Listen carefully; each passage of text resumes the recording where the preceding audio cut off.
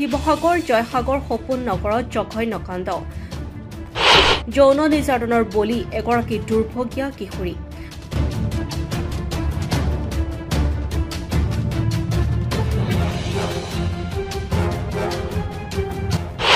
ৰাজেন্দ্ৰ ঠাকুৰ নামৰ ব্যক্তিজনৰ বিৰুদ্ধে উত্থাপন হৈছে এই গুৰুতৰ অভিযোগ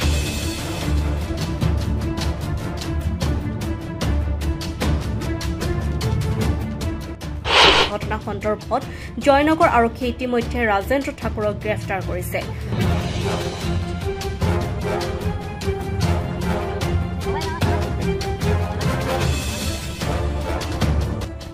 আৰক্ষীৰ জেৰা যৌন নিৰ্যাতন চলোৱাৰ কথা স্বীকাৰ কৰিছে ৰাজেন্দ্ৰ ঠাকুৰে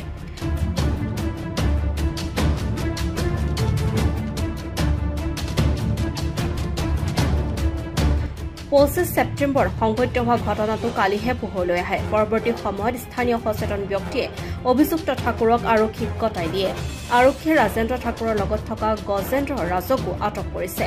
নিৰ্যাতনৰ ভিডিঅ' কৰা বিপিন কুমাৰ নামৰ আন এক অভিযুক্ত এতিয়াও পলাতক অৱস্থাত আছে কালি ঘটনাটো আমি 7টামান বজাতে শুনিলোঁ শুনি পেলাই আমাৰ গাঁৱৰে দুজনমান ল'ৰাই মোকো জনালে গৈ পেলাই আমি যিকেইজন কালপ্ৰিট দুজনক ধৰিলে এজন বাকী থাকিলে ধৰিবলৈ তেওঁলোকক জয়সাগৰ আৰক্ষী চকীৰ বিষয়াক খবৰ দি পেলাই নিয়া হ'ল আৰু এতিয়া বিশেষকৈ যিজন দেউতাকে এতিয়া 500 টকাত কিশোৰীগৰাকী বিক্ৰী কৰাই হৈছে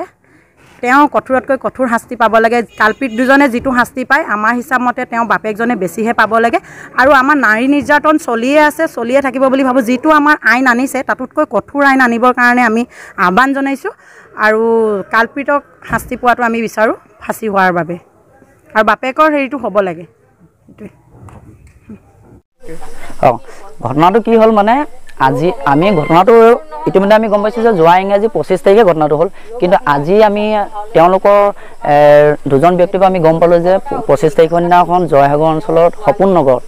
ভাড়াতীয়া হিচাপে থকা আমাৰ জয়সাগৰ মেডিকেলৰ সন্মুখতে তেওঁ চলিকতাৰ দোকান আছে আৰু বিহাৰী সম্প্ৰদায়ৰ মানুহ ৰাজেন্দ্ৰ ঠাকুৰ বুলি গম পাইছোঁ তেওঁৰ নাম তেওঁ কিন্তু এগৰাকী যুৱতী একেবাৰে নাবালিক বুলি ক'ব লাগিব যিহেতু একেবাৰে সৰু ছোৱালী তাইৰ লগত এক প্ৰকাৰ ক'ব গ'লে ধৰ্ষণ কৰিছে আৰু ধৰ্ষণ কৰি কি কৰিলে তেওঁৰ তাৰ বিনিময়ত পইচা দিছে ইতিমধ্যে তেওঁ নিজে জনাইছে যে পিতৃক তেওঁ পইচা দিয়ে তাৰ বিনিময়ত 500 টকা দিছোঁ বুলি কৈছে আৰু সেই কথা নিজে ভুক্তভোগী পৰিয়ালে আমাক স্বীকাৰ কৰিছে আৰু লগতে যিগৰাকী অভিযুক্ত তেওঁ স্বীকাৰ কৰিছে যে এই গোটেই ঘটনাটোৰ লগত যে জড়িত আছিলে গতিকে তেওঁক আমি এতিয়া আমি কাৰ্য কৰি আমি জয়সাগৰ আৰক্ষী চকী আমি জনালোঁ তেওঁলোক আহিছে আৰু তেওঁলোকক আমি গতাই দিম পৰৱৰ্তী সময়ত কি ব্যৱস্থা গ্ৰহণ কৰিব লক্ষণীয় হ'ব কাৰণ যোৱাকালি আমি গম পালোঁ যে 3জন বিহাৰী সম্প্ৰদায়ৰ লোকে মিলি এগৰাকী 11 বছৰীয়া নাবালিকাক ধৰ্ষণ কৰে আৰু ধৰ্ষণ কৰি ভিডিঅ' ভাইৰেল কৰিছিলে এই কথাটো যেতিয়া আমি গম পালোঁ গম পাই আমি সেই অঞ্চলৰ বৃহত্তৰ আমি জয়সাগৰ অঞ্চলৰ আমি সচেতন ৰাইজ হিচাপে আমি গৈ সেই 3জন ব্যক্তিক সেই কালপিত 3জনক আমি কাৰ্য কৰোঁ আৰু তেওঁলোকক আমি সোধপোছ কৰোঁ কিন্তু তেওঁলোকে নিজে স্বীকাৰ কৰিছে যে আমি অপকৰ্ম কৰাটো হয় কিন্তু তেতিয়া আমি তেওঁলোকে স্বীকাৰ কৰিলে আমি তেওঁলোকক লগে লগে তাতে আমি ৰখাই থ'লোঁ থৈ পিনি আমি জয়সাগৰ আৰক্ষী চকীক খবৰ দিওঁ আৰু তেওঁলোকে আহি দুজন কালপিতক আটক কৰি লৈ গ'ল কিন্তু তাৰ পৰা এজন পলাতক আৰু অতিকৈ দুৰ্ভাগ্যজনক বিষয়টো এইটোৱে হৈছে যে যিজন কালপিতে স্বীকাৰ কৰিছে যে 500 টকা পিতৃয়ে লৈছিলে 500 টকা বিনিময়ত সেই নাবালিক ছোৱালীগৰাকীক সেই কালপিতটোৰ ওচৰত গতাই দিছিলে কিন্তু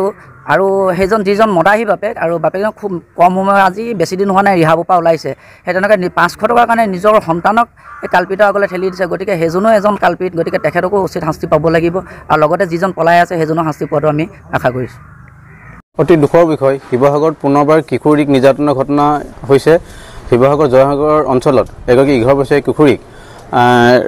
ৰাজেন্দ্ৰ ঠাকুৰ গজেন্দ্ৰ ঠাকুৰ আৰু বিপিন ঠাকুৰে যৌন নিৰ্যাতন চলাইছে ইতিমধ্যে আৰক্ষীয়ে দুজনক গ্ৰেপ্তাৰ কৰিছে আৰু বিপিন বৰ ঠাকুৰ পলাতক আচৰিত বিষয় এই ঘটনাটো কিশোৰীগৰাকী পিতৃ জড়িত বুলি পইচা 500 টকাৰ বিনিময়ত তেওঁ নিজৰ কিশোৰীগৰাকীক মানে তেওঁলোকৰ লগত গতাই দিয়া বুলি আমি খবৰ পাইছোঁ সেয়েহে এই ঘটনাটোত মাতৃ ইতিমধ্যে এজাহাৰ দাখিল কৰিছে সেইকাৰণে পিতৃকো আইনৰ আওতাত আনিবলৈ আমি অনুৰোধ জনালোঁ যদি পিতৃক আইনৰ আঁতৰত নহয় তেতিয়া আমি ইতিমধ্যে আমি সিদ্ধান্ত লৈছোঁ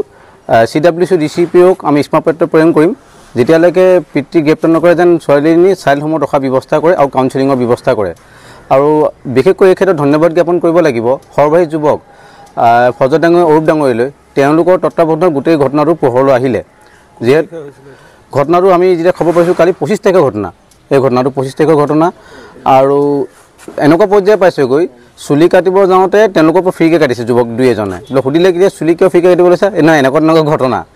সেই যিকেইজন যুৱকে এই ঘটনাটো গাপ দিছিলে চুলি কাটিবলৈ যাওঁতে আৰক্ষী প্ৰশাসনে তেওঁলোকৰ ওপৰতো তদন্ত আঁতৰত আনিব লাগে আৰু আইনৰ আঁতৰত আনিব লাগে কাৰণ এগৰাকী কিশোৰীক যৌন নিৰ্যাতনৰ ঘটনাও তেওঁলোকে গাপ দিছে সেইকাৰণে তেওঁলোকক আইনৰ আঁতৰত আনিবলৈ অনুৰোধ জনাইছোঁ আৰু পক্সো আণ্ডাৰত গোচৰ ৰুজু কৰি পেলাই তেওঁলোকক ওপৰত দৃষ্টান্তমূলক শাস্তি দিবলৈ আমি অনুৰোধ জনাইছোঁ